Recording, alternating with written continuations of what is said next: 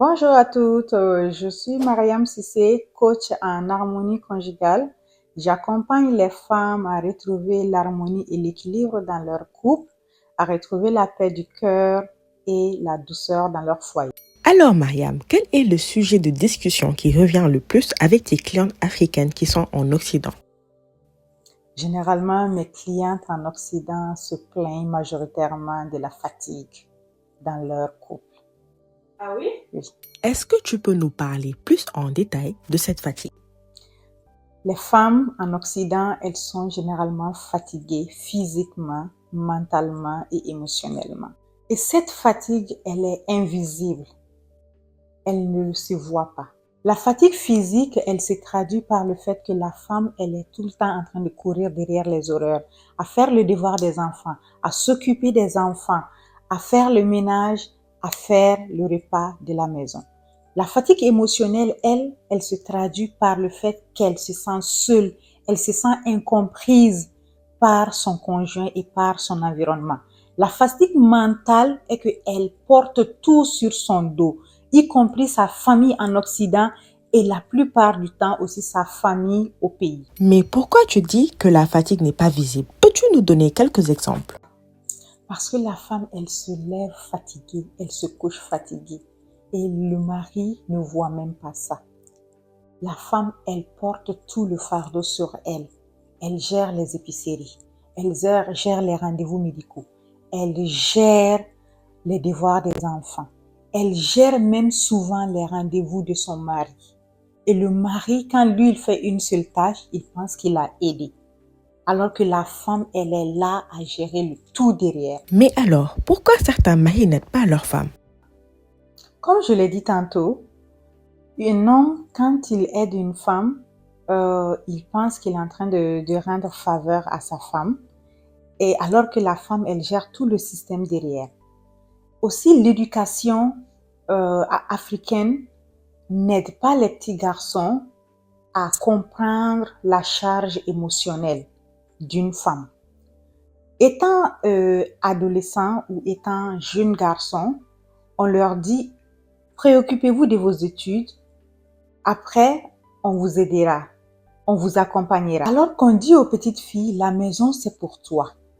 Donc elle a été éduquée pour ça. La deuxième cause, c'est qu'en Occident, les hommes pensent que tout est automatique, que tout est là. La femme, elle n'a même pas beaucoup de choses à faire. Il y a les robots culinaires, il y a les aspirateurs, tout est déjà bien précu, préparé. Donc, ça fait que eux, ils pensent que la femme même n'a pas beaucoup de choses à faire. L'homme pense aussi qu'il en fait déjà assez en payant les factures, en ramenant de l'argent, ce qui fait qu'il ne voit pas la charge émotionnelle de sa femme ou de sa conjointe. Certaines femmes sont frustrées et crient sur leur mari pour se faire entendre. Est-ce que c'est la bonne chose à faire? Malheureusement, c'est pas la meilleure façon de faire. Pour qu'un homme puisse comprendre ta charge émotionnelle, il faut lui expliquer clairement. Et la meilleure façon de le faire, c'est étant calme pour qu'il comprenne ta souffrance et non ta colère. Mais alors, quelles peuvent être les conséquences sur le couple? Les conséquences, elles sont énormes. La femme, elle sera fatiguée de telle sorte qu'elle ne voudra même plus en parler. Elle aura de la frustration en elle.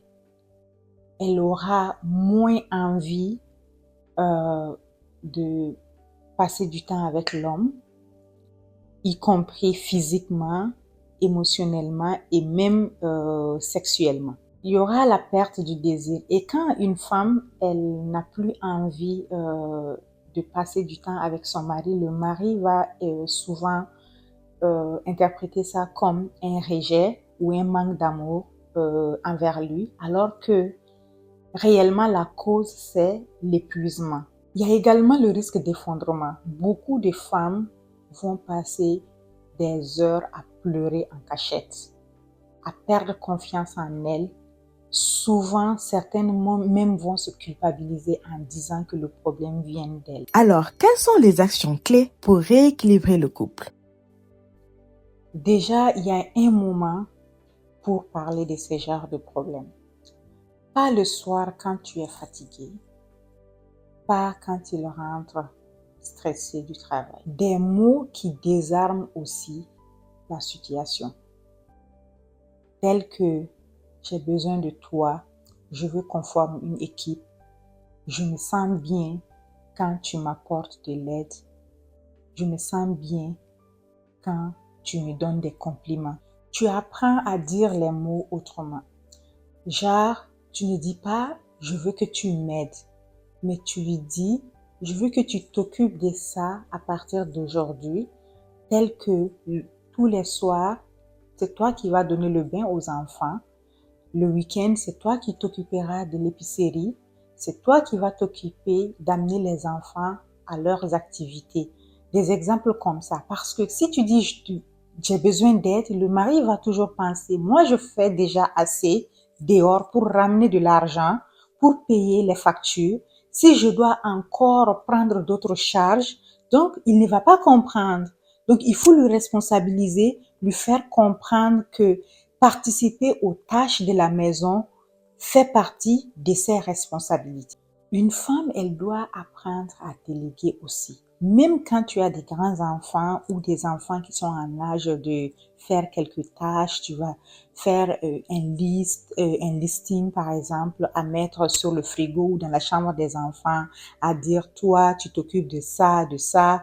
Un exemple, un enfant par exemple de 12 ans, lui il peut bien s'occuper de sa chambre, à aspirer sa chambre le week-end, à faire le lit, à plier ses habits. Des choses comme ça t'allège en fait la charge mentale et physique. La femme doit aussi apprendre à se reposer. Le repos est important. Généralement, j'ai l'habitude de dire à mes clientes, tu fais tout ça, mais personne ne t'a demandé de faire ça. Tu l'as porté par toi-même. Et sache que personne ne t'aidera à décharger tout ce fardeau. C'est toi et toi seul qui dois te décharger de ce fardeau-là. Porter le fardeau de la famille ne fait pas de toi une meilleure femme. Tu as le droit de te reposer. Tu as le droit de te sentir femme.